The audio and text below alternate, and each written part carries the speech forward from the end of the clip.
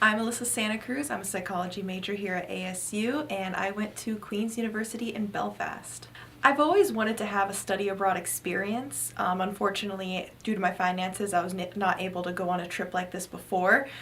So my main motivation was being able to experience this abroad culture that I've never had the chance to. I've never left the country before, and be able to do it without the financial burden of, not being able to spend money here, not be able to go on this trip or this excursion, being able to have that freedom to discover the culture in its full capacity.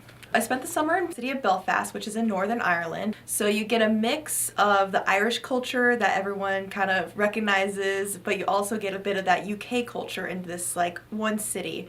So the city itself, so friendly. Everyone there just wants to know who you are, where you're from, and then what your passions are. For me, it was just the perfect place to study abroad because you got that entire experience that you can ask for. Day to day, it depended on if we had classes or not.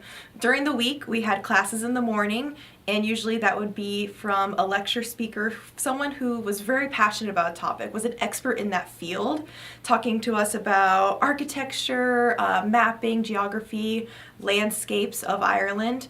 So we'd learn all about that in the morning, and then the afternoon would be a field trip. But we also had the chance to take a trip down to Dublin. We took a tour to Galway and went to go see the Cliffs of Moher. Any Princess Bride fan definitely wants to see the Cliffs of Insanity. Anyone who's seen Harry Potter wants to see the cliffs where Harry and Dumbledore went to find the Horcrux. Those are the cliffs. I got to see them in person. It was amazing. Definitely do your research on where you're applying, but you want to make sure that they know that you're passionate about where you're going and that you're passionate about what the program is actually studying. I met with Dr. Scott probably 6 or 7 times. So I tried to do the application on my own, but I went to the info sessions at first just to kind of get a gist of what the program was. And then from there, I worked on the application, took it to Dr. Scott, and then she helped me break down each component, make sure that every sentence that I said was strong enough to show that I am a potential applicant. I am someone who wants this more than anything. Whoever's reading your application, they're gonna know if you're not sure if you want to do this experience. If you're on the fence, definitely make sure you know this is what I want to do. You have to show that passion. You have to show that dedication to this program. Otherwise, that's going to come across in your personal statement. That's going to come across in your essays. Now, if you're on the fence because you don't feel confident in your abilities, find some support in ANSA. ANSA will have all the support you need to make sure that you know you can do it.